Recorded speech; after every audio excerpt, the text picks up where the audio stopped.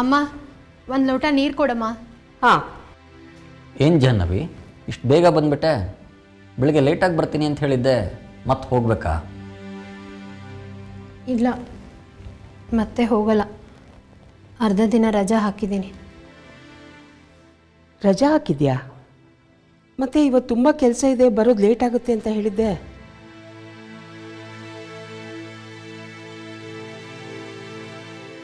ಯಾಕೆ, ಏನಾಯಿತು? ಇವತ್ತೊಂದು ಪ್ರಾಬ್ಲಮ್ ಆಯ್ತಮ್ಮ ಹಾಸ್ಪಿಟ್ಲಲ್ಲಿ. ಪ್ರಾಬ್ಲಮ್ಮಾ? ಏನೇ? ಡಾಕ್ಟರ್ ಶ್ಯಾಮ್ ಅಪ್ಸೆಟ್ ಆಗಿ ಇವತ್ತು ನನ್ನ ಮೇಲೆ ತುಂಬ ಕೂಗಾಡಿದ್ರು.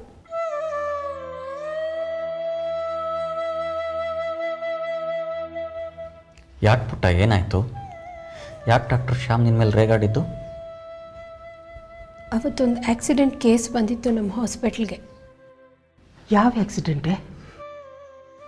ಅದೇ ಅಮ್ಮ, ಅವತ್ತು ರಾತ್ರಿ ಲೇಟ್ ಆಯಿತು ಅಂತ ಡಾಕ್ಟರ್ ಶ್ಯಾಮ್ ನನ್ನನ್ನು ಡ್ರಾಪ್ ಮಾಡಿದ್ರಲ್ಲ, ಅವತ್ತು ಆ ಪೇಷಂಟ್ ಟ್ರೀಟ್ಮೆಂಟ್ಗೆ ದುಡ್ಡು ಕೊಡೋರು ಯಾರೂ ಇರಲಿಲ್ಲ ಅಂತ ಡಾಕ್ಟ್ರ್ ಕಾಣೇಕರ್ ಆ ಪೇಷಂಟ್ನ ಟ್ರೀಟೇ ಮಾಡಿಲ್ಲ.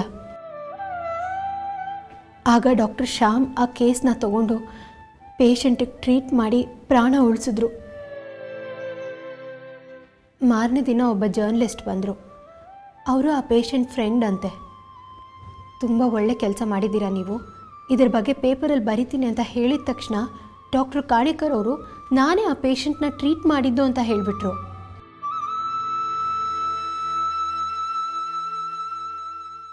ಅದನ್ನು ಕೇಳಿಸ್ಕೊಂಡು ನನ್ನ ಮನಸ್ಸೇ ತಡೀಲಿಲ್ಲ. ಸತ್ಯನ ಹೇಳಲೇಬೇಕು ಅಂತ ಆ ಜರ್ನಲಿಸ್ಟ್ ಹತ್ರ ಹೋಗಿ ಪೇಷಂಟ್ನ ಟ್ರೀಟ್ ಮಾಡಿದ್ದು ಕಾಣೇಕರ್ ಅಲ್ಲ, ಡಾಕ್ಟರ್ ಶ್ಯಾಮ್ ಅಂತ ಹೇಳಿಬಿಟ್ಟೆ.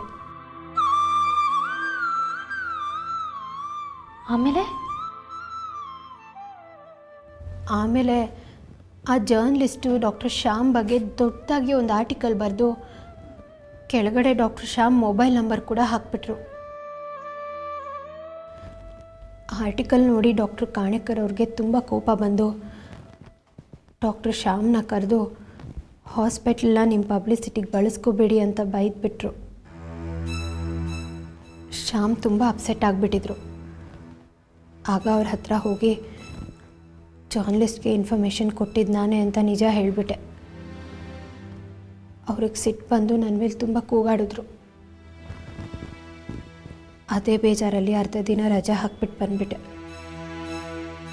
ನೀನು ಅವ್ರಿಗೆ ಗೊತ್ತಿಲ್ಲದೆ ಆ ಜರ್ನಲಿಸ್ಟಿಗೆ ಇನ್ಫಾರ್ಮೇಷನ್ ಕೊಟ್ಟಿದ್ದಕ್ಕೆ ಸಾರಿ ಕೇಳಬೇಕಿತ್ತು, ಕೇಳಿದ್ಯಾ? ನಾನು ಸಾರಿ ಕೇಳಿದೆ ಅಣ್ಣ. ಅದಕ್ಕೆ ಅವರು ನಿಮ್ಗೆ ಯಾರೇ ಪೇಪರ್ನ ಅವ್ರಿಗೆ ಸತ್ಯ ಹೇಳಕ್ಕೆ ಹೇಳಿದ್ದು, ನಿಮ್ಮ ಕೆಲಸ ಎಷ್ಟಿದೆಯೋ ಅಷ್ಟು ನೋಡ್ಕೊಳ್ಳಿ ಅಂತ ಬೈದ್ಬಿಟ್ರು. ಯಾವತ್ತೂ ನನಗೆ ಬೈದವರಲ್ಲ ಅವರು. ಸರಿಯಾಗಿ ಬೈದಿದ್ದಾರೆ. ನೀನು ಮಾಡಿರೋ ಕೆಲಸಕ್ಕೆ ಬೈದೆ ಇನ್ನೇನು ಮಾಡ್ತಾರೆ? ಆ ಹುಡುಗ ಹೇಳ್ದಾಗೆ ನಿನ್ನ ಕೆಲಸ ಎಷ್ಟೋ ಅಷ್ಟು ಮಾಡ್ಕೊಂಡಿರಬೇಕು ತಾನೆ. ನಿಂಗೆ ಯಾಕೆ ಬೇಕಿತ್ತು ಈ ತಲೆಹರಟೆ ಎಲ್ಲ? ತಲೆಹರಟೆನಾ? ಏನಮ್ಮ ನೀನು ಸತ್ಯ ಹೇಳೋದಕ್ಕೆ ಪ್ರಯತ್ನ ಪಟ್ಟರೆ ತಲೆಹರಟೆ ಅಂತೀಯಾ? ಡಾಕ್ಟರ್ ಕಾಣೇಕರ್ ತುಂಬ ಕೆಟ್ಟ ಮನುಷ್ಯ ಅಮ್ಮ, ಸ್ವಾರ್ಥಿ. ಅವನ ಆ ಥರ ಅನ್ಯಾಯ ಮಾಡ್ತಿದ್ರೆ ನೋಡ್ಕೊಂಡು ಸುಮ್ಮನೆ ಇರೋಕ್ಕಾಗತ್ತಾ? ಅದಕ್ಕೆ ಆ ಜರ್ನಲಿಸ್ಟ್ ಹತ್ರ ನಿಜ ಹೇಳಿದ್ದು. ಸತ್ಯ ಧರ್ಮ ಅಂತ ನೋಡ್ಕೊಂಡು ಕೂತ್ಕೊಳ್ಳೋಕ್ಕಾಗುತ್ತೇನೆ. ನಿಜ ಹೇಳೋಕ್ಕೆ ಮುಂಚೆ ನೀನು ಯೋಚನೆ ಮಾಡಬೇಕಿತ್ತಲ್ವ? ಈ ವಿಷಯ ಕಾಣೇಕರ್ ಕಿವಿಗೆ ತಲುಪದೇ ಇರುತ್ತಾ? ಒಬ್ಬರಿಂದ ಒಬ್ಬರಿಗೆ ವಿಷಯ ಹರಡೋಕ್ಕೆ ಎಷ್ಟೊತ್ತು ಬೇಕು ಹೇಳು? ನಿನ್ನ ಕೆಲಸಕ್ಕೆ ತೊಂದರೆ ತಾನೆ. ಇರ್ಬೋದು, ನಾನು ಹೀಗೆ ಮಾಡಿರೋದ್ರಿಂದ ನನ್ನ ಕೆಲಸಕ್ಕೆ ತೊಂದರೆ ಆಗ್ಬೋದೋ ಏನೋ. ಆದರೆ ನನ್ನ ಆದರ್ಶಗಳಿಗಿಂತ ದೊಡ್ಡದೇನಲ್ಲ ಈ ಕೆಲಸ.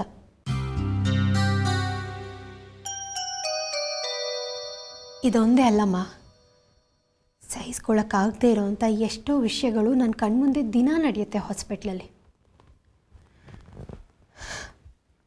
ಸಂಕಟ ಆಗತ್ತಮ್ಮ. ಮನುಷ್ಯತ್ವಕ್ಕೆ ಬೆಲೆನೇ ಇಲ್ಲಮ್ಮ ಅಲ್ಲಿ. ಸಾಕಾಗ್ಬಿಟ್ಟಿದೆ ನನಗೆ. ಇಂಥ ಕೆಲಸ ನನಗೆ ಬೇಡವೇ ಬೇಡ.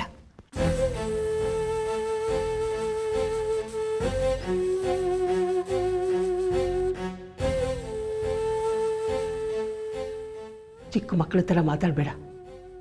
ನಮ್ಮ ಮನೆ ಕಷ್ಟಗಳಿಗಿಂತ ನಿನ್ನ ಆದರ್ಶ ಹೆಚ್ಚಾಗೋಯ್ತಾ? ದುಡುಕ್ಬೇಡ ಕಣೆ. ಈ ಮನೇಲಿ ದುಡಿತಾ ಇರೋದು ನೀನು ನಿಮ್ಮಣ್ಣ ಇಬ್ಬರೇ. ನಮಗಿರೋ ಕಷ್ಟಗಳಿಗೆ ನೀವಿಬ್ಬರು ತರೋ ಸಂಬಳ ಸಾಕಾಗ್ತಿಲ್ಲ. ನೀನೀಗ ಕೆಲಸ ಬಿಟ್ಟರೆ ನಿಮ್ಮ ಅಣ್ಣ ಒಬ್ಬನೇ ಹೇಗೆ ಸಂಸಾರ ನಿಭಾಯಿಸ್ತಾನೆ ಹೇಳು? ಅವನ ಸಂಸಾರನೂ ಬೆಳೀತಾ ಇದೆ. ದಿನೇ ದಿನೇ ಖರ್ಚು ಜಾಸ್ತಿ ಆಗ್ತಾ ಇದೆ. ಹುಚ್ಚುಚ್ಚಾಗೇನೇನೋ ಮಾತಾಡಬೇಡ. ಕೆಲಸ ಬಿಡ್ತಾಳಂತೆ ಕೆಲಸ. ನೋಡು, ನೀನೇನು ಯೋಚನೆ ಮಾಡಬೇಡ. ಈ ಕೆಲಸ ಇಲ್ಲದೆ ಹೋದರೆ ಬೇರೆ ಕೆಲಸ ಹುಡುಕೋತೀನಿ. ನಾನೇನೀ ಮನೆಗೆ ಭಾರವಾಗಿರಲ್ಲ, ಆಯ್ತಾ?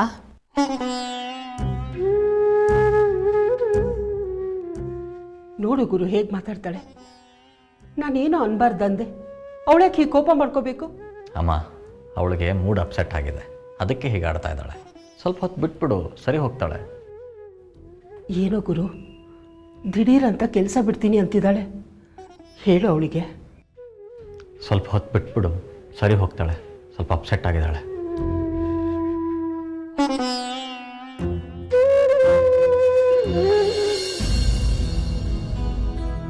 ಶ್ರೀಕಾಂತ್ ತಗೋ. ರಕ್ಷಾ, ರೆಡಿನಾ? ದೇವಸ್ಥಾನಕ್ಕೆ ಹೋಗಬೇಕು.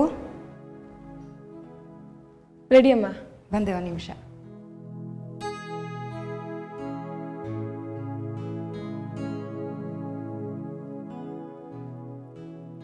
ಅಣ್ಣ, ನಿನ್ನ ಹತ್ರ ಒಂದು ನಿಮಿಷ ಮಾತಾಡ್ಬೋದಾ? ಏನು ವಿಷಯ ರಕ್ಷಾ? ನಿನಗೂ ವೈಜಯಂತಿಯವ್ರಿಗೂ ಏನಾದರೂ ಮನಸ್ತಾಪ ಆಗಿದೆಯಾ? ಯಾಕೆ ಹೀಗೆ ಕೇಳ್ತಾ ಇದೆಯಾ? ಮೊನ್ನೆ ವೈಜಯಂತಿಯವ್ರ ತಂಗಿ ಬಂದಿದ್ರಲ್ಲ, ಅವ್ರನ್ನ ನೋಡಿ ಯಾಕೋ ಪ್ರಾಬ್ಲಮ್ ಆಗಿರಬೇಕು ಅಂತ ಅನ್ನಿಸ್ತು. ಇರುತ್ತಲ್ಲ, ಅದೇ ಮಾಮೂಲಿ.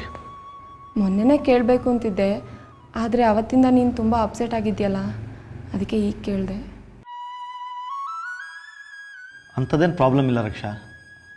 ಒಂದೇ ಕಡೆ ಕೆಲಸ ಮಾಡ್ತೀವಲ್ಲ, ಈ ಥರ ಸಣ್ಣ ಪುಟ್ಟ ಜಗಳ ಕಾಮನ್ನು. ಹೌದಾ?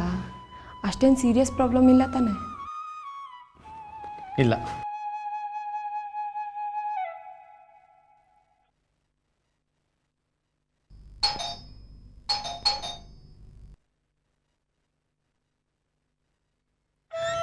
ನಮಸ್ತೆ. ಹಾಯ್ ರಕ್ಷು, ಹೇಗಿದೆಯಾ? ನಾನು ಚೆನ್ನಾಗಿದ್ದೀನಿ, ನೀವು? ನಾನು ಆರಾಮಾಗಿದ್ದೀನಿ. ಶ್ರೀಕಾಂತ್ ಇದ್ದಾರಾ? ಇದ್ದಾರೆ, ಬನ್ನಿ.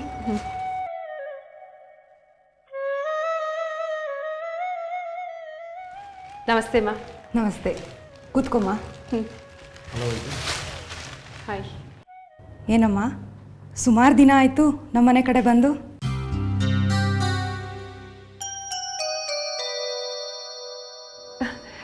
ಅದು ಸ್ವಲ್ಪ ಹುಷಾರಿರಲಿಲ್ಲ.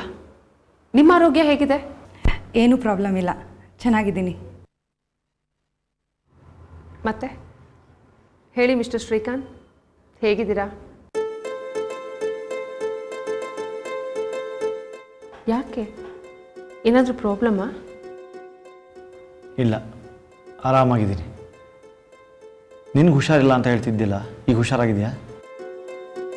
ನೋಡಿದ್ರೆ ಗೊತ್ತಾಗಲ್ವಾ ಆರಾಮಾಗಿದ್ದೀನಿ ಅಂತ.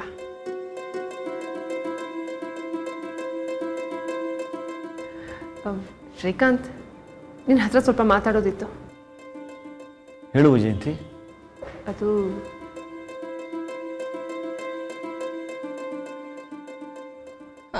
ನೀವು ಮಾತಾಡ್ತೀರಿ, ನಾವು ದೇವಸ್ಥಾನಕ್ಕೆ ಹೊರಟಿದ್ವಿ, ಹೋಗಿ ಬರ್ತೀವಿ. ಹಾಂ ಹೌದು, ನಾವು ಹೋಗಿ ಬರ್ತೀವಿ.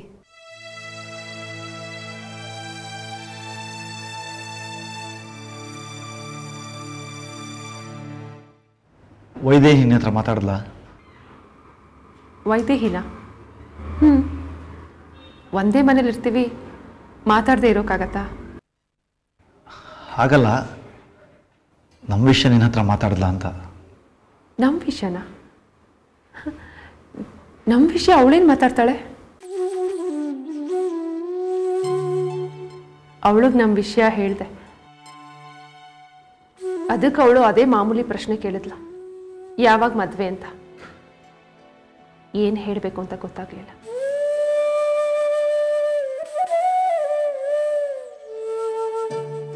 ಈಗ ಕೆಲವು ವಿಚಾರಗಳನ್ನ ಕ್ಲಿಯರ್ ಮಾಡ್ಕೋಬೇಕು ಅಂತ ಬಂದೆ.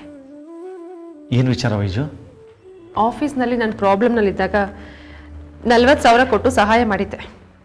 ಅದನ್ನು ಇಷ್ಟು ದಿನ ಕೊಡೋಕ್ಕಾಗೇ ಇರಲಿಲ್ಲ. ಕೊಟ್ಬಿಡ್ಬೇಕಿತ್ತು. ಡಿಲೇ ಮಾಡಿದ್ದಕ್ಕೆ ಸಾರಿ. ತಗೋ. ಇದಕ್ಕೆ ಯಾಕೆ ಇಷ್ಟು ಅರ್ಜೆಂಟ್ ಮಾಡಿದೆ ವೈಜು? ಇಷ್ಟು ಅವಸರವಾಗಿ ಯಾಕೆ ಕೊಡ್ತಾ ಇದೆಯಾ?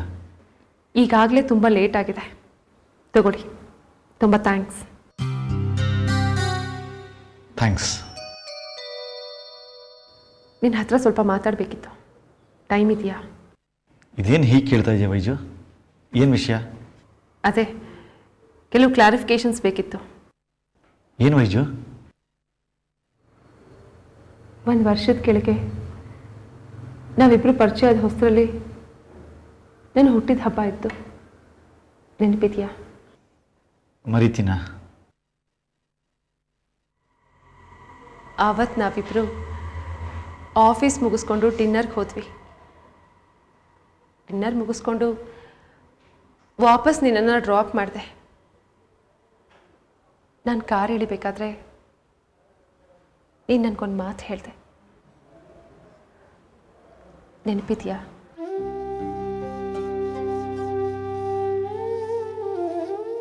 ಏನು ವೈಜು, ನೆನಪಿದೆಯಾ ಅಂತ ಕೇಳ್ತೀಯಲ್ಲ, ಅದನ್ನೆಲ್ಲ ಮರಿತೀನಾ? ಏನು ಹೇಳಿದ್ದೆ ಅಂತ ಹೇಳು ಅವತ್ತಾಗಾದ್ರೆ. ಏನು ವೈಜು ಇದು?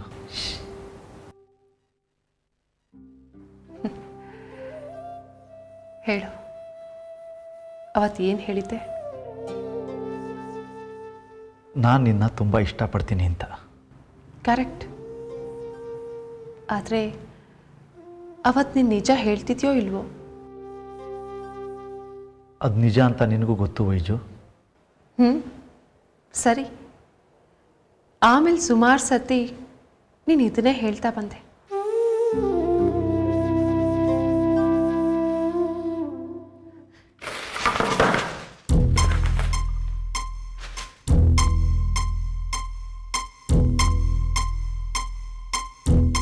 ಇದನ್ನೆಲ್ಲ ಕೊಟ್ಟೆ. ಕಾರ್ಡ್ಗಳು, ಕವನಗಳು, ಗಿಫ್ಟ್ಗಳು. ಇದರಲ್ಲೆಲ್ಲ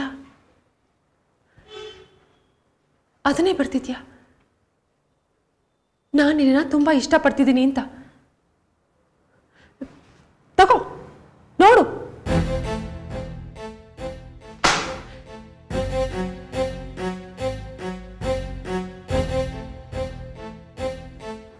ಹೇಳು, ಯಾಕೆ ನನ್ನನ್ನು ಇಷ್ಟಪಟ್ಟೆ? ಇದೆಂಥ ಪ್ರಶ್ನೆ ವೈಜು? ಯಾರನ್ನಾದರೂ ಇಷ್ಟಪಡೋದಕ್ಕೆ ಕಾರಣ ಬೇಕಾ? ಹೌದು, ಖಂಡಿತ ಬೇಕು. ನಾನು ನಿನ್ನನ್ನು ಇಷ್ಟಪಟ್ಟಿದ್ದಕ್ಕೆ ಸುಮಾರು ಕಾರಣಗಳಿವೆ. ನಿನ್ನ ಮೇಲಿದ್ದ ನಂಬಿಕೆ, ಗೌರವ, ನಿನ್ನಲ್ಲಿದ್ದ ಕೆಲವು ಗುಣಗಳಿಂದಾಗಿ ನಿನ್ನನ್ನು ಇಷ್ಟಪಟ್ಟಿದ್ದೆ. ಸೋತಿರೋ ನನ್ನ ಮನಸ್ಸಿಗೆ ಗೆಲುವು ತಂದುಕೊಟ್ಟಿದ್ದೆ. ಇಡೀ ಆಫೀಸ್ನವರು ನನ್ನ ಅನುಮಾನದಿಂದ ನೋಡ್ತಿರುವಾಗ ನೀನು ನನ್ನ ನಂಬಿ ನನಗೆ ಸಹಾಯ ಮಾಡಿದ್ದೆ. ಇದೆಲ್ಲದರಿಂದಾಗಿ ನನಗೇ ಗೊತ್ತಿಲ್ಲದೆ ನಾನು ನಿನ್ನನ್ನು ಇಷ್ಟಪಟ್ಟೆ. ನನಗೂ ನಿನ್ನ ಮೇಲೆ ನಂಬಿಕೆ, ಗೌರವ ಎಲ್ಲ ಇದೆ ವೈಜು. ಅದನ್ನು ಬಾಯ್ಬಿಟ್ಟು ಹೇಳಬೇಕಾ? ನಮ್ಮ ಮೇಲೆ ನಂಬಿಕೆ, ಗೌರವ ಇರೋರು ಯಾವಾಗಲಾದರೂ ನಮ್ಮ ಮನ್ಸಿಗೆ ನೋವು ಮಾಡ್ತಾರಾ?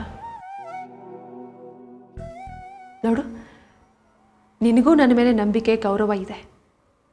ನನಗೂ ನಿನ್ನ ಮೇಲೆ ನಂಬಿಕೆ, ಗೌರವ ಇದೆ. ಅಂದಮೇಲೆ ನಾವಿಬ್ಬರು ಒಬ್ರಿಗೊಬ್ರಿಗೆ ಮನ್ಸಿಗೆ ನೋವಾಗದೇ ಇರೋಗಿರ್ಬೇಕು ಅಲ್ವಾ?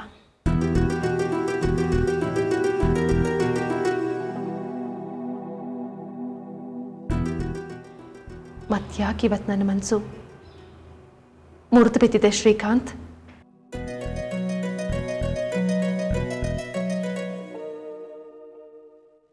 ಯಾಕೆ ನಂಗೆ ಸಹಿಸ್ಕೊಳ್ಳೋಕ್ಕಾಗದೇ ಇರೋಷ್ಟು ನೋವಾಗಿದೆ ಮನಸ್ಸಿಗೆ? ಯಾಕೆ ನಾನು ಮೋಸ ಹೋಗ್ಬಿಟ್ಟಿದ್ದೀನಿ ಅಂತ ಅನ್ನಿಸ್ತಿದೆ ನನಗೆ. ನೋಡು ವೈಜು, ನಾನು ಯಾವತ್ತೂ ನಿನಗೆ ಮೋಸ ಮಾಡಬೇಕು ಅನ್ನೋ ಉದ್ದೇಶ ಇಟ್ಕೊಂಡಿಲ್ಲ.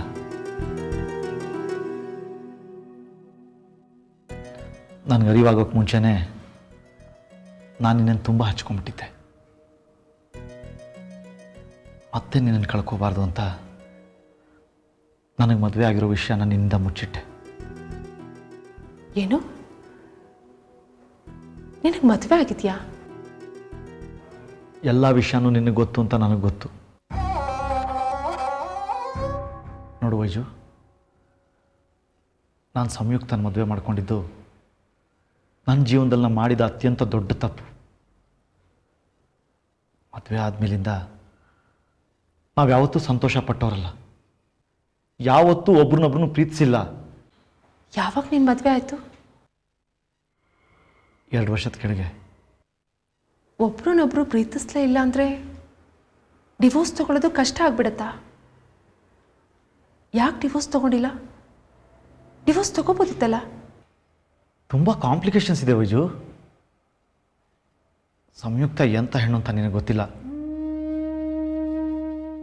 ಹೇಳಿದ್ರೆ ಯಾರು ಅರ್ಥ ಮಾಡ್ಕೊಳ್ಳೋರಲ್ಲ.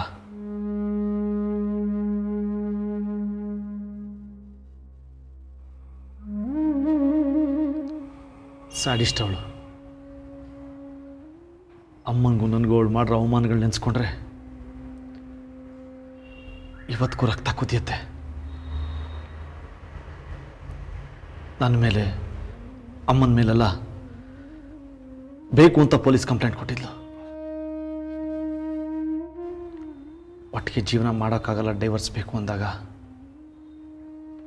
ಆಯಿತು ಅಂತ ಒಪ್ಕೊಂಡವಳು ಇದ್ದಕ್ಕಿದ್ದಾಗೆ ಡೈವರ್ಸ್ ಕೊಡಲ್ಲ ಅಂತ ಸತಾಯಿಸಕ್ಕೆ ಶುರು ಮಾಡಿದ್ಲು.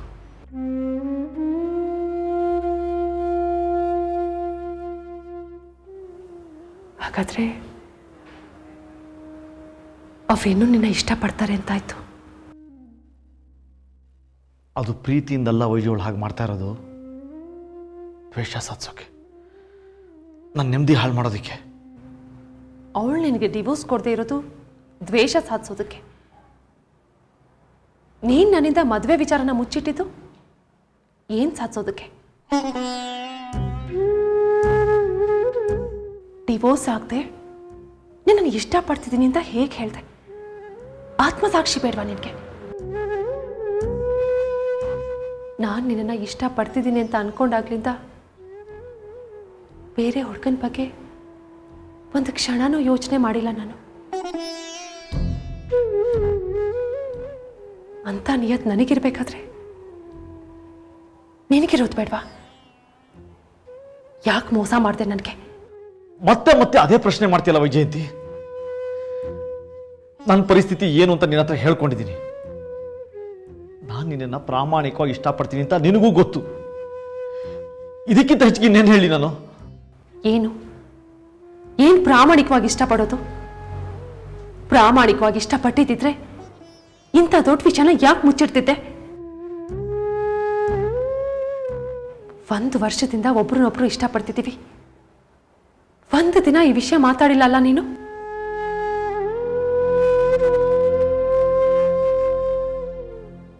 ಮದುವೆ ವಿಷಯ ಪ್ರಸ್ತಾಪ ಮಾಡ್ದಾಗ್ಲೆಲ್ಲ ಯಾಕೆ ಶ್ರೀಕಾಂತ್ ವಿಚಿತ್ರವಾಗಿ ಆಡ್ತಾನೆ? ಪ್ರಾಬ್ಲಮ್ ಏನು? ನನ್ನಿಂದೇನಾದರೂ ಪ್ರಾಬ್ಲಮ್ ಆಗಿದೆಯಾ? ಶ್ರೀಕಾಂತ್ ಮನೆಗೆ ಹೋದಾಗ್ಲೆಲ್ಲ ಅವನಮ್ಮ ತಂಗಿ ಯಾಕೆ ಮನಸ್ಸು ಬಿಚ್ಚಿ ಮಾತಾಡಲ್ಲ?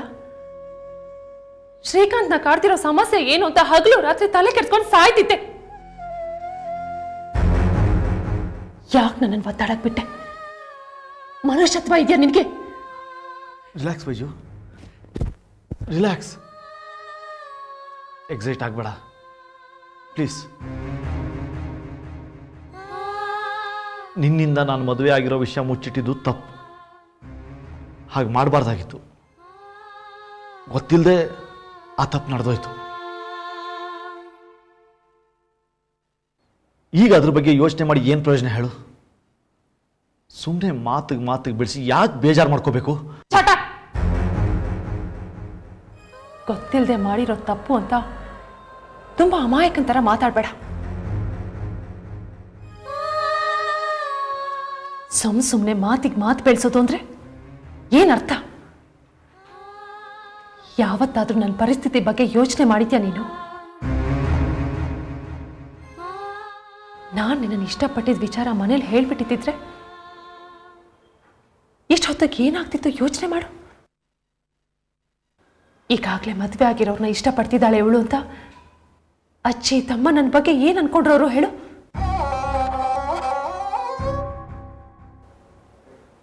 ನನ್ನ ಬಗ್ಗೆ ನನಗೆ ಚೀಪ್ ಅನ್ನಿಸ್ತಿದೆ.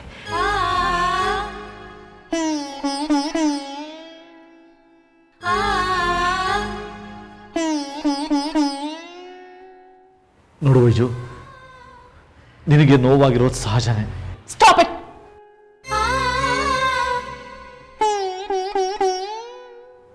ನನಗೆ ನಿನ್ನ ಜೊತೆ ಮಾತಾಡೋಕೆ ಇಷ್ಟ ಇಲ್ಲ. ಎಷ್ಟು ದಿನ ಈ ಪ್ರಪಂಚದಲ್ಲಿ ನನ್ನನ್ನು ಹೆಚ್ಚಿಗೆ ಇಷ್ಟಪಡೋರು ನೀನೇ ಅನ್ಕೊಂಡಿದ್ದೆ. I am sorry, I fell in love with you and I hate you.